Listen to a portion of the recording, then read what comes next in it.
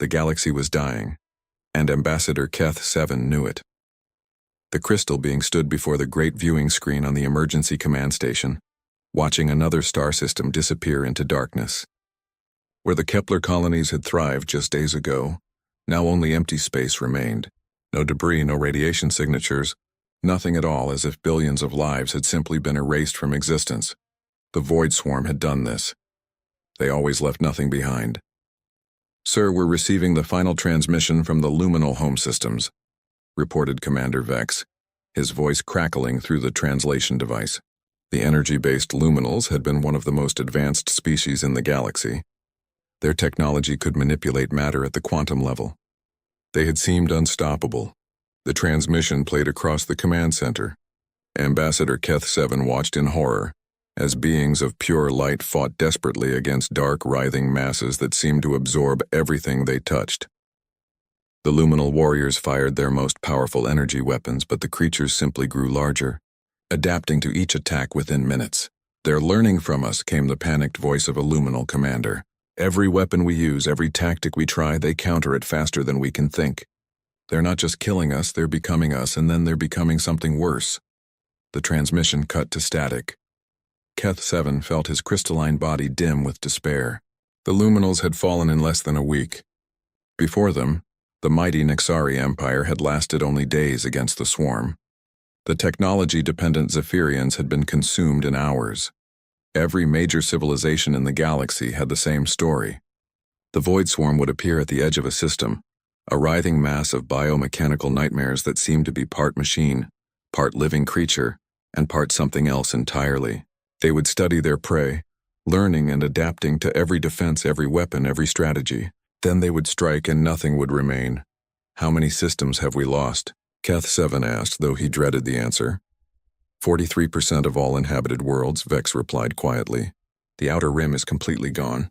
The middle territories are falling faster than we can evacuate them. At this rate, the core worlds have maybe 2 months before the swarm reaches them." Keth-7 turned away from the viewing screen. The emergency command station housed refugees from dozens of species, all the greatest minds and leaders who had managed to escape the swarm's advance. They had tried everything: quantum weapons, dimensional shields, time distortion fields, biological warfare, even attempts at communication. Nothing worked. "Have we heard anything from the Zenithari research teams?" he asked, grasping for hope. Commander Vex's tentacles drooped. "The research station at Zenithar Prime went dark 6 hours ago. They were working on a new type of energy weapon that could theoretically adapt faster than the swarm. We think they may have had a breakthrough, but..." He didn't need to finish. The swarm had found them first. Keth-7 walked to his private chambers, feeling older than his 700 years. As ambassador for the Galactic Confederation, he was supposed to find solutions to build bridges between species, to maintain peace and cooperation. But how could he build bridges when there would soon be no one left to connect? He sat at his desk and activated his personal data archive. Somewhere in the vast collection of galactic records, there had to be something they had missed. Some species they hadn't contacted, some technology they hadn't tried, some strategy that might work. Hours passed as he searched through files. He reviewed every known civilization, every first contact report, every technological innovation. The results were always the same. Every species that could help was either already fighting and losing, or had been consumed entirely. Then he found something strange. Deep in the restricted files, marked with warnings and quarantine notices, was a system designation: Sol. The file was flagged with a classification he had never seen before: Extreme Hazard, Death World Survivors. Curious, despite his despair, Keth-7 opened the file. The first entry made him pause. "Warning: this species has been classified as unsuitable for standard diplomatic contact. Approach with extreme caution. Recommend indefinite quarantine protocols." He read further. The species called themselves humans, and they came from a world that the survey teams had labeled as actively hostile to life. The planet's surface was covered in poisonous gas that other species couldn't breathe. It had extreme temperature variations, massive storms, deadly radiation from its star, natural disasters that could level entire continents. But somehow, impossibly, intelligent life had not just survived there but thrived. The survey reports were filled with disturbing observations. The humans were described as aggressive, unpredictable, and capable of surviving in conditions that would kill most galactic species within minutes. They seemed to actually enjoy dangerous situations. Their entertainment involved simulated combat, extreme physical challenges, and stories about overcoming impossible odds. Most disturbing of all, they had developed technology by fighting each other. While other species had advanced through cooperation and peaceful research, humans had created their greatest innovations during periods of warfare. They had somehow turned their violent nature into a tool for progress. The file contained a note from the original survey team leader. These beings are clearly intelligent and may possess advanced technology, but they are too dangerous for contact with civilized species. Their mindset is fundamentally incompatible with galactic peace. Recommend permanent isolation. Keth 7 read the report again, then a third time. A terrible, desperate idea began to form in his mind. What if their greatest weakness was actually their greatest strength? What if the very things that made humans unsuitable for galactic civilization were exactly what was needed to fight the swarm? The Void Swarm adapted to logical, predictable responses. It learned from rational tactics and technological solutions. Every species had approached the problem the same way, with their best technology, their most advanced weapons, their most brilliant strategies, and every species had failed. But what if someone approached the problem differently? What if someone fought not with logic and advanced technology, but with the kind of chaotic, unpredictable methods that had evolved on a world where survival itself was a daily battle? Keth 7 stood up quickly, his crystal form brightening with the first hope he had felt in weeks. It was insane. It was desperate.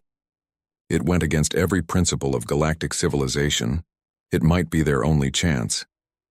He rushed back to the command center and activated the long-range communication array. The Sol system was far beyond the current quarantine zone, in a region that the swarm hadn't reached yet. If the humans were still alive, if they were willing to help, if they could somehow succeed where advanced civilizations had failed, Commander Vex, prepare a priority transmission to the Sol system, he ordered. Sir, but that system is under quarantine protocols. Contact is strictly forbidden. The quarantine protocols assumed we would have a galaxy left to protect, Keth 7 replied grimly. Send the message on all frequencies. Full disclosure of our situation, tell them what we're facing, and ask if they're willing to help. As the message transmitted across space toward Earth, Keth 7 whispered a prayer to whatever powers might still be listening. They had asked the most advanced species in the galaxy for help, and it hadn't been enough. Now they were asking the most dangerous species they knew of. The response came back faster than expected. The message was short, direct, and unlike any diplomatic communication Keth 7 had ever received. Received your transmission. Situation understood. United Earth Defense Corps is mobilizing. ETA to your position. 6 days. Hold the line until we get there. We're coming. For the first time in months, Ambassador Keth 7 allowed himself to hope. The human fleet arrived at Crystalis exactly when they said they would, and nothing about them matched what the survivors expected. Ambassador Keth 7 stood in the observation deck of the refugee command station, watching the approaching ships with growing confusion. The vessel designs were crude by galactic standards. Instead of the elegant curves and energy matrices that characterized advanced technology, the human ships looked like metal boxes covered in weapons and armor plating. Are those chemical rockets? Asked Commander Vex, his voice filled with disbelief. I believe so, Keth 7 replied, studying the energy signatures. And nuclear reactors. Some kind of fusion drive system. It's also primitive. The lead ship was massive, easily the size of a Nexari battlecruiser, but it looked like it had been built in sections and welded together. Burn marks and hull patches suggested it had seen combat before. Instead of the smooth, seamless construction of galactic vessels, the ship looked functional and tough, like it was designed to take damage and keep fighting. Incoming transmission from the human fleet, reported the communications officer. Put it through, Keth 7 ordered. The screen flickered to life, showing a human female in what appeared to be military clothing. She had short dark hair and eyes that seemed to take in everything at once. Behind her, Keth 7 could see other humans moving efficiently around what looked like a primitive but functional command center. Ambassador Keth 7, I'm Captain Sarah Chen of the United Earth Defense Corps ship Indomitable. We received your distress call and we're here to help. Keth 7 stepped forward. Captain Chen, we are grateful beyond words for your response. However, I must warn you, the enemy you're facing has defeated the most advanced civilizations in the galaxy. They adapt to any technology, any weapon, any strategy. Perhaps you should review our tactical data before engaging. Captain Chen smiled, and there was something in that expression that reminded Keth 7 uncomfortably of the reports about humans enjoying dangerous situations. Already did that on the way here. Interesting opponent. My tactical officer has some questions, though. Another human appeared on screen, a tall man with calculating eyes. Commander Jake Morrison, Tactical Analysis. Your data shows the swarm adapts to energy-based weapons, quantum manipulation, and advanced defensive systems. What about kinetic weapons? Old-fashioned projectiles, explosives, that kind of thing? Commander Vex answered, We haven't used such primitive methods in thousands of years. Energy weapons are far more efficient and precise. Efficient and precise, Morrison repeated thoughtfully, but the swarm learned to counter them. What about inefficient and imprecise? What about weapons that are basically just rocks thrown really, really hard? Keth 7 felt a chill in his crystalline structure. You mean to use crude kinetic weapons against an enemy that has defeated quantum-level technology? Sometimes crude works when fancy doesn't, Captain Chen said. We've been monitoring your communications and tracking the swarm's movement patterns. They're hitting your outer defense line at Grid 7 right now, correct? Yes, but that position is heavily fortified with our most advanced shield generators and plasma artillery. If you're thinking of engaging them there, we're not thinking about it, Chen interrupted. We're doing it. Indomitable and her battle group are moving to intercept. We'll conduct reconnaissance in force and see how these things react to our approach. The transmission ended before Keth 7 could protest. Within hours, the first engagement reports began coming in, and they made no sense at all. The human ships are firing solid projectiles, reported the sensor operator, disbelief clear in his voice. Metallic slugs accelerated to significant fractions of light speed. No energy signatures, no exotic matter, just metal moving very fast. And the swarm's response? Keth 7 asked. They're confused, sir. Their adaptive algorithms seem to be struggling. Several swarm units have been destroyed outright by direct kinetic impact. The survivors are trying to adapt, but they keep adjusting for energy-based attacks that aren't coming. More reports followed. The humans were using nuclear weapons, but not in any way the galactic species recognized. Instead of clean antimatter or controlled fusion, they were using what could only be described as controlled explosions. Dirty, inefficient, and absolutely devastating against an enemy that expected sophisticated energy manipulation. Captain Chen is requesting permission to board damaged swarm vessels for analysis, Commander Vex reported. Board them? Keth 7 was horrified. That's suicide. The swarm bioships are filled with toxic atmosphere and adaptive defenses. No living being could survive inside one. The humans seem to think they can, Vex replied. They're saying something about environmental suits and acceptable risk levels. The next report was even more disturbing. Human soldiers had actually entered a damaged swarm vessel and were fighting the creatures inside using what their reports called projectile weapons and high explosives. The biological horrors that could adapt to energy weapons and quantum attacks were apparently unprepared for humans with guns and grenades. This is Sergeant Rodriguez. Echo Squad, came a transmission from inside the swarm ship. We've secured the forward sections.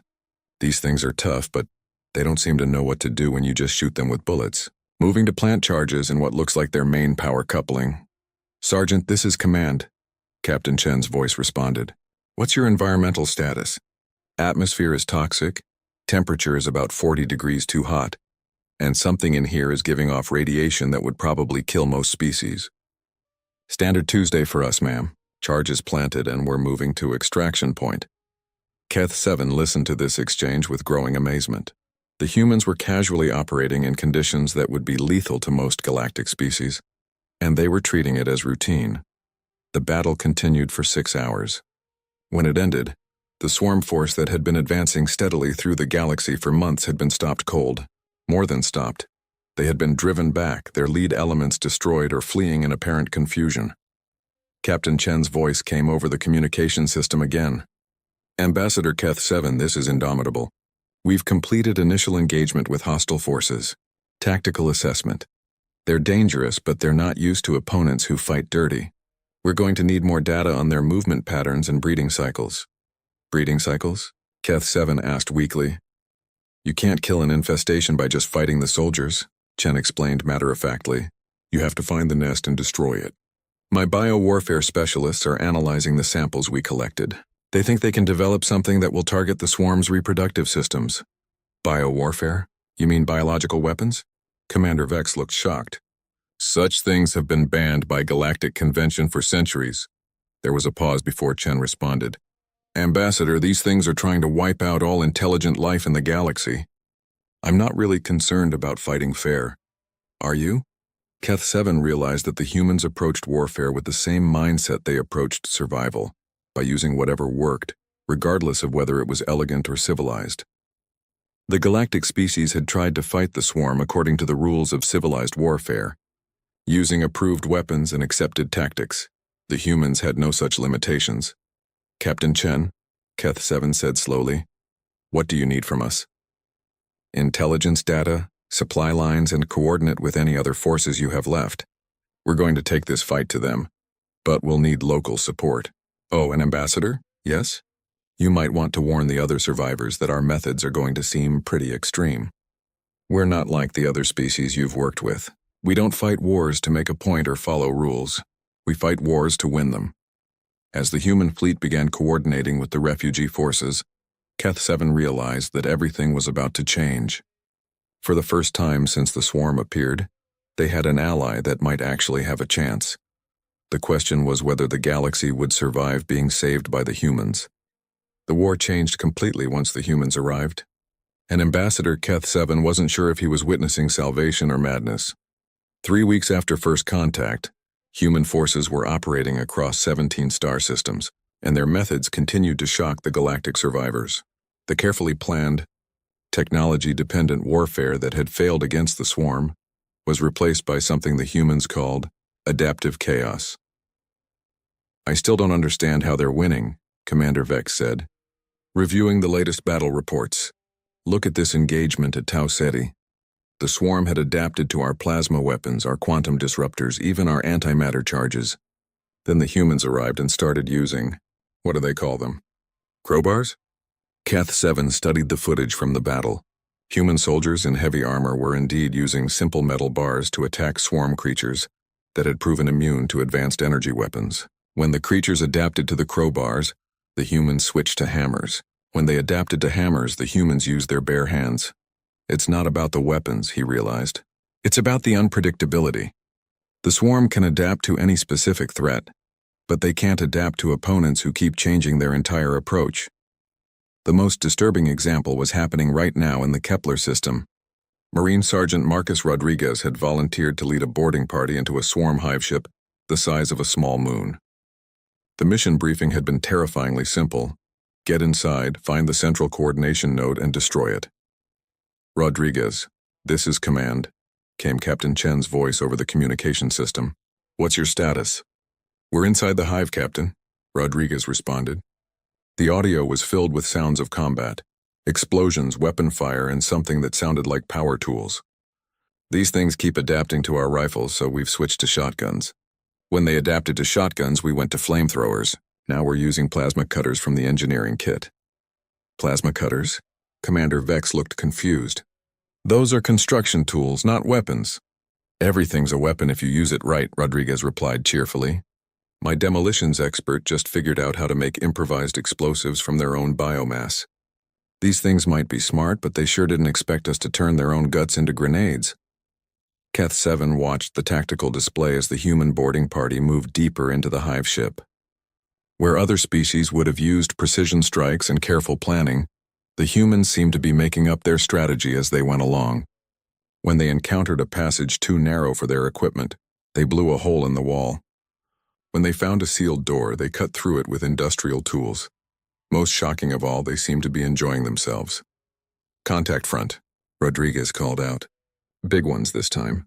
Looks like they've adapted to projectile weapons and thermal attacks. Switching to, kinetic persuasion.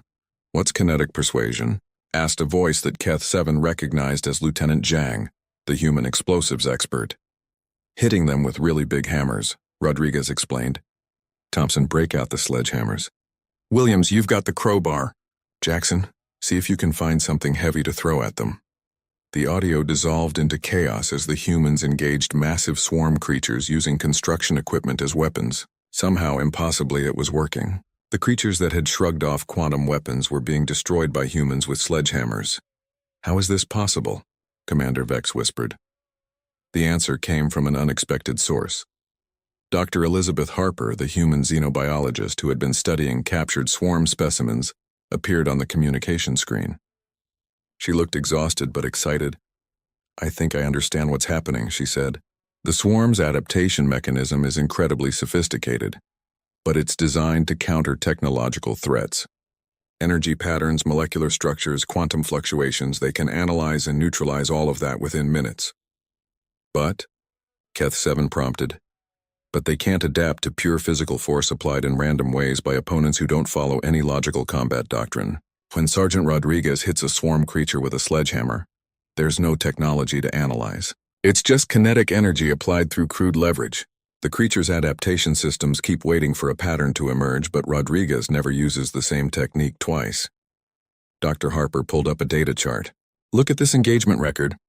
In the span of 1 hour, human forces used conventional weapons, improvised explosives, construction tools, hand-to-hand combat, and at one point something they called aggressive mechanical persuasion with a wrench. The swarm's neural network is literally overloading, trying to adapt to opponents who seem to invent new fighting methods every few minutes. The tactical situation was improving across all fronts, but not in ways that made sense to the galactic survivors. Human units were winning battles by refusing to fight them the same way twice. When energy weapons stopped working, they used projectiles. When projectiles stopped working, they used blades. When blades stopped working, they used blunt objects. When blunt objects stopped working, they used their hands and feet. Rodriguez here, came the sergeant's voice again. We've reached the central chamber. This thing is huge, looks like some kind of biological computer the size of a building. Permission to apply percussive maintenance? What's percussive maintenance? Captain Chen asked. Hitting it until it stops working, ma'am. Granted. Make sure you clear the area first. What followed was the sound of massive explosions mixed with what could only be described as construction work. The humans weren't just destroying the hive ship's central node. They were dismantling it piece by piece using tools meant for building things, not destroying them. Target eliminated, Rodriguez reported 20 minutes later. Used a combination of shaped charges, plasma cutters, and a really big hammer. The hive is going dark. Requesting extraction. As the human boarding party returned to their ships, Keth 7 reviewed the overall strategic situation. In 3 weeks, human forces had accomplished what the combined might of galactic civilization had failed to do in months. They had stopped the swarm's advance and begun pushing them back, but the cost was becoming clear. The humans were operating in conditions that would kill other species, using methods that violated every principle of civilized warfare, and taking casualties that would be considered unacceptable by galactic standards. Captain Chen, Keth 7 called. I've been reviewing your casualty reports. Your people are taking significant losses. Chen's response was matter of fact. That's war, Ambassador. People get hurt. People die. But we're still here, and the swarm is retreating. I'll take those odds. But surely there must be a way to minimize the risks. Ambassador, Chen interrupted gently. We come from a world where everything is trying to kill us. Our weather, our animals, our diseases, even our plants. We learned a long time ago that sometimes you have to accept risk to survive. The other species in your galaxy, they've been safe for so long they've forgotten how to fight for their lives. Dr. Harper added, the psychological profiles are interesting. Human soldiers show stress responses that peak during combat, then return to baseline quickly afterward. Most galactic species show prolonged trauma from combat situations that we consider routine. Are you saying, Commander Vex asked slowly, that humans are naturally adapted for warfare? Not warfare exactly, Dr. Harper replied. Survival under extreme conditions. It just happens that those same adaptations make us very effective in combat situations. As if to prove her point, Rodriguez's voice came over the communication system again. Command, this is Rodriguez. The hive ship is completely dead, but we've got good news. We captured one of their coordination modules intact. Dr. Harper, you're going to love this thing. It's like a biological computer that thinks it's smarter than everyone else. Should be fun to take apart.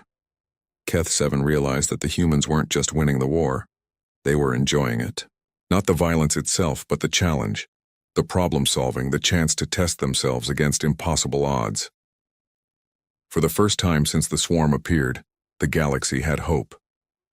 But that hope came with a price, accepting that sometimes salvation arrived in forms that civilized beings weren't prepared to understand. The humans were winning, but they were also changing everything about how galactic civilization thought about conflict, survival, and what it meant to fight for their lives. 2 months into the war, something unprecedented happened that surprised even the humans. The other species began to learn. Ambassador Keth-7 watched from the command center as mixed species units conducted joint operations against swarm positions. What he saw would have been impossible to imagine before the humans arrived.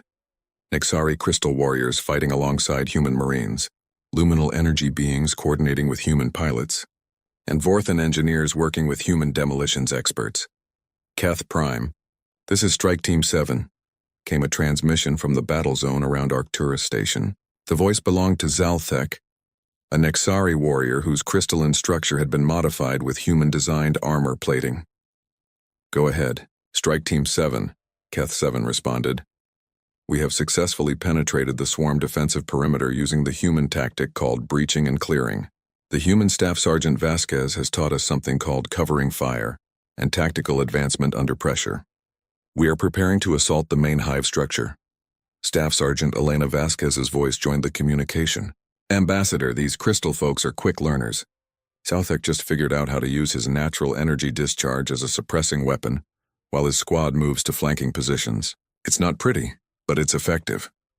Keth-7 had been following Vasquez's career with fascination and horror. The human sergeant had been assigned to train mixed species units in what the humans called ground combat tactics. Her methods were unorthodox by galactic standards, but they worked. The key, Vasquez had explained during one of her training sessions, is to stop thinking about fighting like it's a science. Start thinking about it like it's art. Ugly, practical art where the only thing that matters is going home alive. The transformation of the galactic survivors had been remarkable. Species that had relied on technological superiority for thousands of years were learning to fight with improvised weapons and crude tactics. More importantly, they were learning to think like humans. Vasquez here, came the sergeant's voice from another part of the battlefield. I've got a luminal unit that wants to try something crazy. They think they can overload their energy matrices to create what they're calling chaos resonance. It should disrupt swarm adaptation algorithms by producing random energy patterns. Is it safe? Asked the luminal commander, a being of pure energy named Bright Star Dancing. Probably not, Vasquez admitted cheerfully, but neither is letting the swarm eat the galaxy. Your choice, Bright Star? Then we will attempt this chaos resonance, the luminal replied. As you humans say, nothing ventured, nothing gained. The battle that followed demonstrated how much the galactic species had changed. The luminals created wild, unpredictable energy patterns that confused the swarm's adaptation systems. The Nexari used their crystal formations to create improvised fortifications and weapons. The Vorthans applied their engineering skills to building traps and defensive positions using salvaged materials. But the most significant change was psychological. The species that had once retreated, in the face of superior force, were now advancing into danger because they had learned what humans had always known. Sometimes the only way out is through. Target eliminated, reported Zalthek an hour later. The swarm hive has been destroyed using a combination of luminal energy discharge, Nexari crystal resonance, and human explosives. Sergeant Vasquez calls this a mixed bag approach. Good work, Strike Team 7, Keth-7 replied. Return to base for debrief and medical evaluation. What he heard next would have been unthinkable before the humans arrived. Medical evaluation unnecessary, Zalthek responded. Minor damage to crystal matrix but still combat effective. Requesting assignment to next target. It was a purely human response, shrugging off injuries that would have sidelined other species and asking for more combat. The crystalline warrior had learned more than human tactics. He had learned the human mindset. Dr. Harper joined Keth-7 in the command center, carrying a datapad filled with her latest research. The psychological changes are fascinating, she said. We're not just teaching them to fight differently. We're teaching them to think differently about risk, about survival, about what's acceptable loss. Is that a good thing? Keth 7 asked, though he suspected he knew the answer. It's a necessary thing, Dr. Harper replied. The swarm represents an existential threat that can't be defeated with civilized methods. Your species evolved in safe environments where cooperation and technological advancement were the keys to survival. Humans evolved where the key to survival was adaptability and willingness to take risks. She pulled up a holographic display showing brain scans of various species. Look at these neural patterns. Before training with humans, the galactic species showed stress responses that peaked when faced with danger and remained elevated for extended periods. After training, their responses are starting to match human patterns. High stress during immediate danger, followed by rapid recovery. They're becoming more like humans, Keth 7 observed. In the ways that matter for survival, yes, but they're also teaching us things. The Nexari showed us how to use crystalline resonance to amplify our weapon systems. The Luminals taught us energy manipulation techniques that we're incorporating into our shield generators. The Vorthans, well, they've redesigned half our equipment to be more efficient. A new transmission interrupted their conversation. This time it was Lieutenant Commander Yuki Tanaka, calling from deep space where she was leading a reconnaissance mission behind swarm lines. Command, this is Recon 7. We've located what appears to be a major swarm breeding facility. It's heavily defended, but we think we can take it out. Captain Chen's voice responded immediately. Negative, Recon 7. That facility is too heavily defended for your current force strength. Return to base and we'll plan a larger assault. Ma'am, with respect, I think we can do this. I've got a mixed species team here, and we've come up with a plan that's crazy enough to work. The swarm won't expect an attack from a force this small, and we've learned some tricks they haven't adapted to yet. There was a long pause before Chen responded. Tanaka, define crazy enough to work. Well, the Luminals think they can create a massive energy discharge that will blind the facility's sensors for about 10 minutes.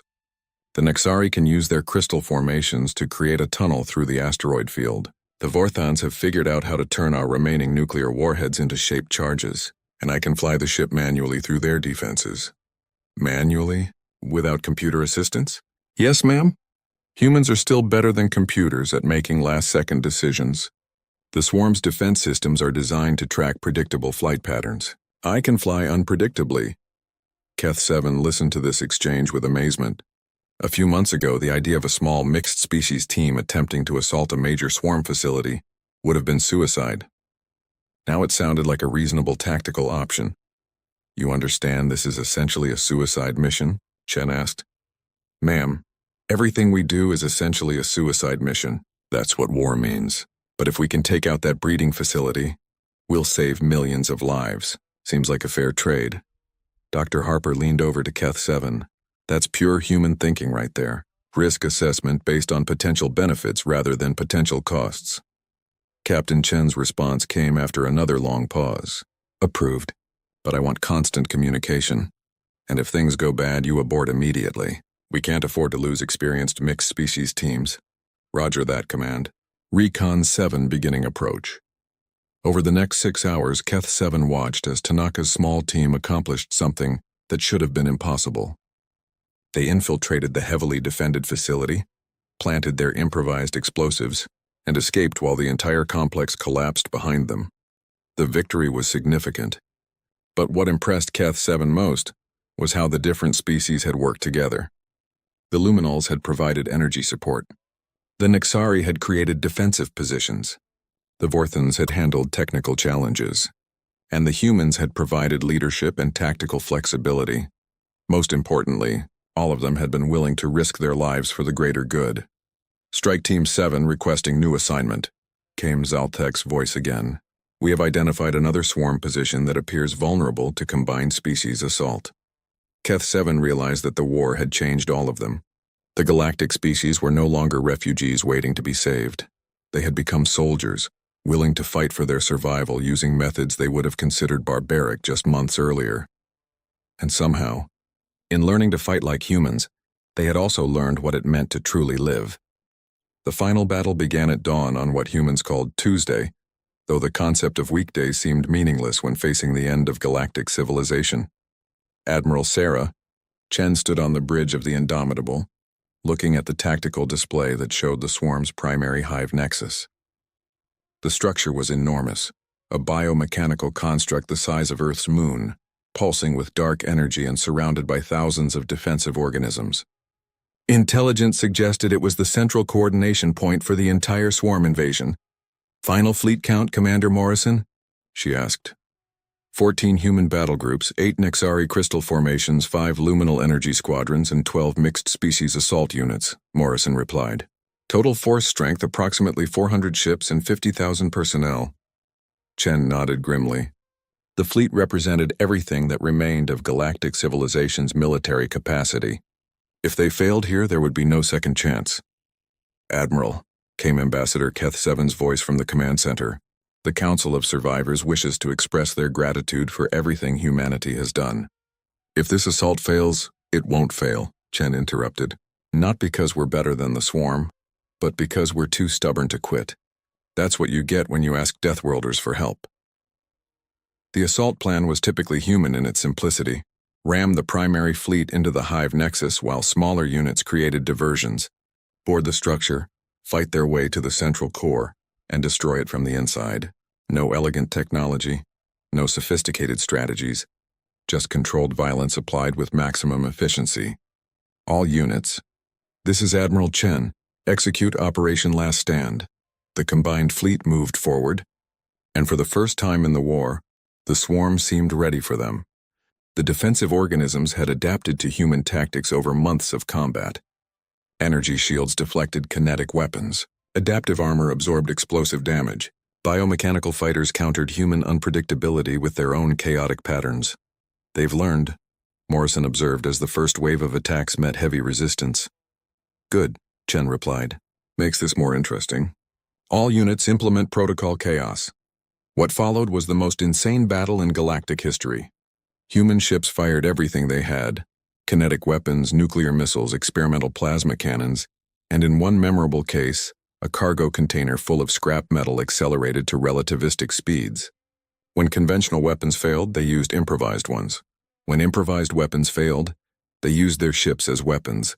The luminals created massive energy discharges that overloaded swarm sensors.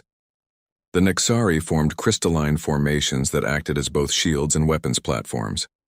The mixed-species units used tactics that changed faster than the swarm could adapt. But it wasn't enough. The hive nexus was too well defended. Its adaptive systems too sophisticated. For every swarm unit they destroyed, 2 more appeared. For every tactic that worked, the swarm developed 3 counters. "Admiral, we're taking heavy losses," Morrison reported. "Casualty rates approaching 60%. Chen watched as ships disappeared from the tactical display, each one representing hundreds of lives lost. The math was simple. They were losing this battle and they were running out of time. "Signal the fleet," she ordered. "Implement Operation Desperation." "Ma'am, that's not a real operation. It is now.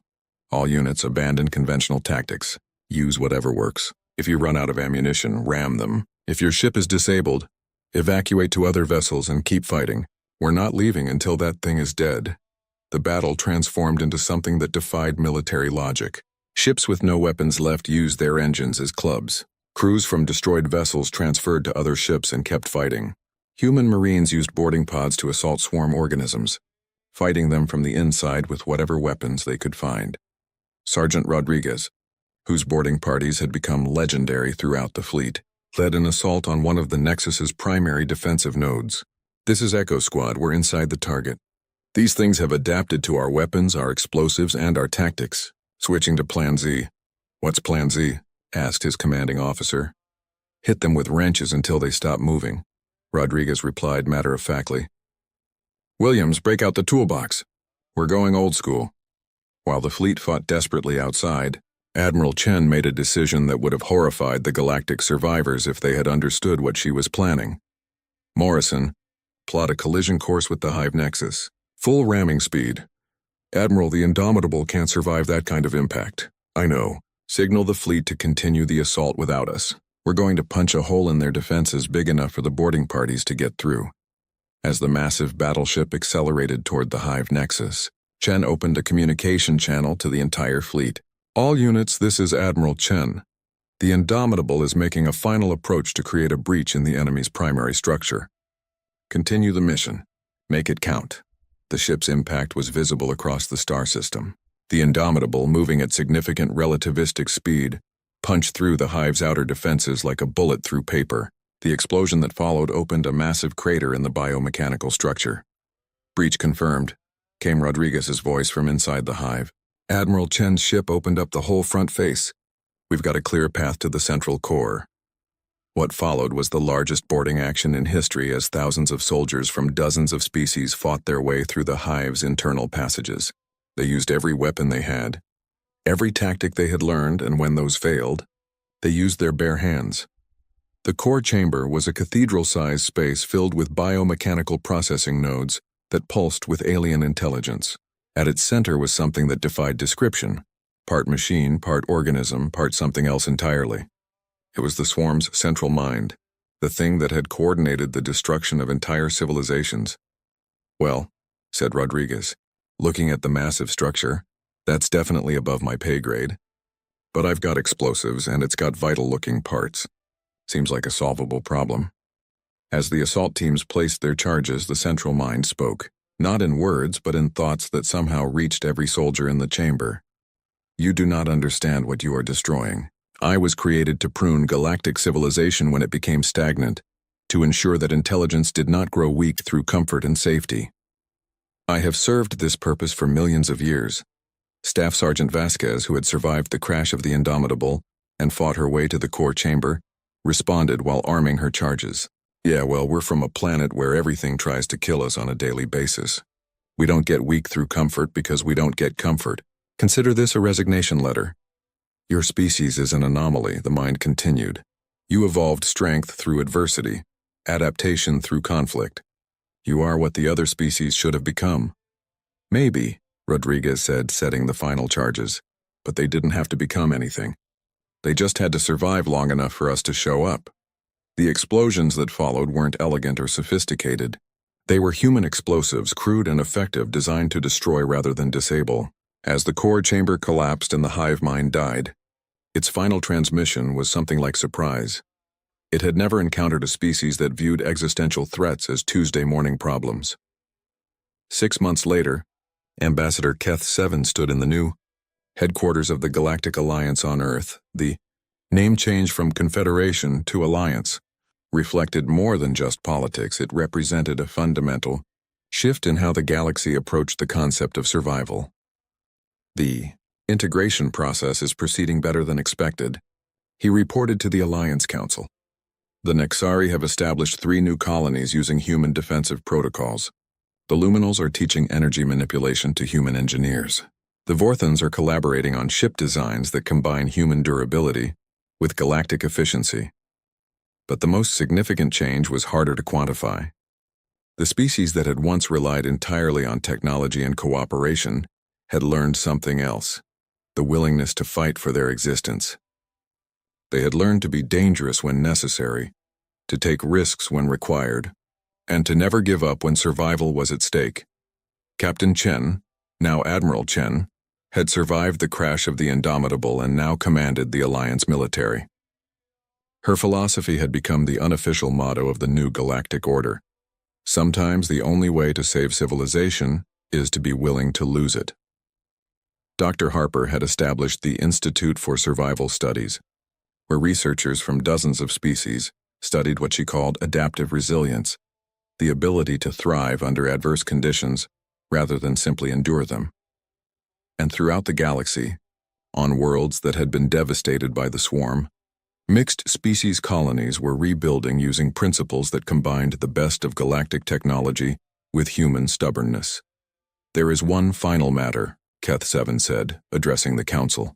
The humans have requested that we establish what they call worst-case scenario protocols. They want us to be prepared for future existential threats. What kind of protocols? Asked an Nexari representative.